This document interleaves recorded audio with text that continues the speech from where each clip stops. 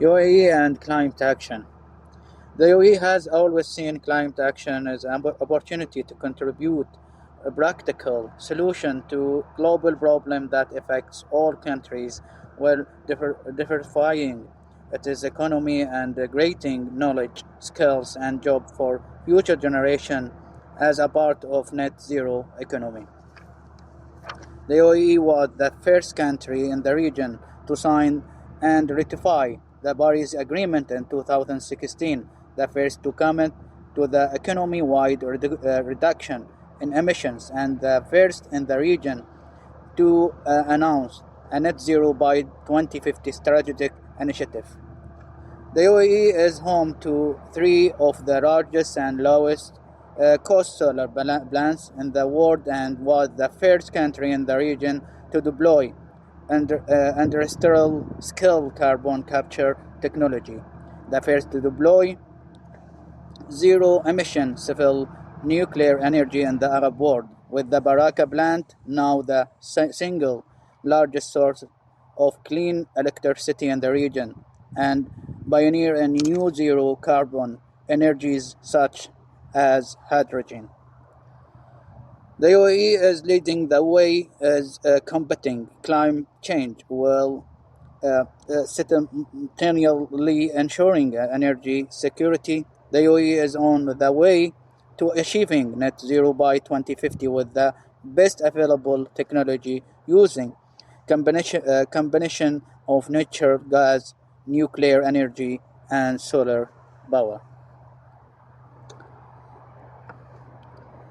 Scientific data reveals that the world only has 7 years to make a drastic reduction in carbon emission in order to limit global temperature increases to 1.5 degrees over pre-industrial level.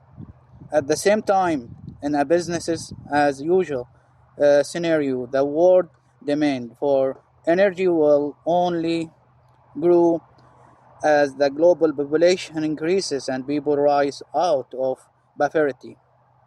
The critical global challenges is the dramatically reduce emissions while maintaining robust, sustainable developments in a just manner.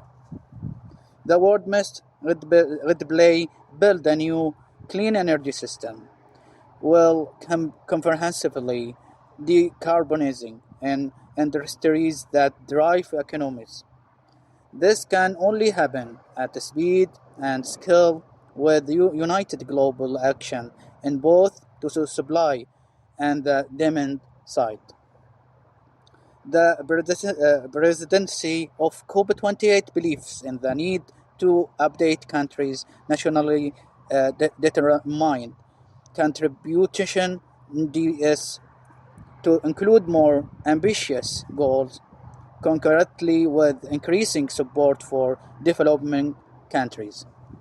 COP28 aims to achieve outcomes and results that significantly reduce emission and build the destroyed future energy system. The conference's presidency will support and call for improving energy efficiency by 2030 through tripling the production capacity of renewable energy sources and doubling the production of low carbon hydrogen. It will also work in building comprehensive capabilities in this production and commercial use as a fuel, enabling the credible reduction of the traditional fuel consumption. COP28 Action Plan. The COP28 presidency has developed comprehensive plans to enhance global climate action based on the following pillars. First, accelerating to the organized, responsible, and equitable transition in the energy sector and building the future energy system free from all types of high emissions traditional fuels. This in concrete with the reduction emission from the current energy system comprehensively To achieve this, the following steps should be taken. Achieve the goal of tripling global renewable energy production capacity while doubling the rate of energy efficiency improvement by 2030. Expand the production and use of clean hydrogen. It is essential to address both supply and demand sides in the energy sectors simultaneously by reducing emissions in high emission sectors such as oil, gas, aluminium, agreement, and steel. Taking necessary measures to help to the use of coal with unmanageable emissions. Scientifically reducing maintain emissions. Secondly, developing climate finances mechanism.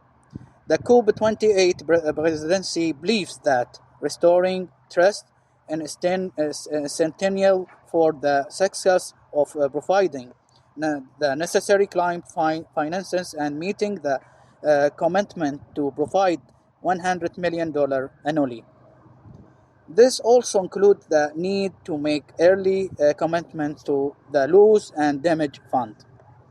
COP28 emphasized the necessity of enhancing the performance of international finances institutions to provide climate finances at reasonable cost. The conference's presidency underscores the private sector commitment to provide additional financing and supportive measures for climate action, unifying the standards of voluntary carbon markets and activating the regulatory and policy framework for green finances. Thirdly, focus on life and livelihoods. Food, water, and health will be included in the climate action agenda and plans through for the development of systems aimed at ensuring for food security and the adoption of sustainable agriculture practice. COP28 will work to mobilize countries, include food system in their climate plans by issuing political declaration on food and climate. Ensuring the commitment of major food-related organizations to increase reliance on renewable nature habits. The conference aims to reach a political level declaration within the first ministerial health and climate conferences in the history of COP meeting. Efforts will be made to preserve and restore a fresh water ecosystem, enhances water system in urban areas, and support water flexible food system. Protecting and restoring ecosystem. The COP28 presidency will work and gathering and stimulating and the required funding and commitment to protect forests, land, mangrove, and oceans. COP28 will continue not to leave anyone behind by calling for the doubling of adoption funding $40 billion and adopting a comprehensive and decisive framework for the global admission goal. Fourthly, full inclusive COP28 will continue to agenda and engage with and listen to all stakeholders in the field of climate action, including youth, indigenous people, small island developing countries, non-governmental organizations, and others. A new alliance will be established involving city leaders, cities, businesses, humanitarian and charitable organization, Climate Technology Green, Digital Skills, and the Net Zero Accountability Charter.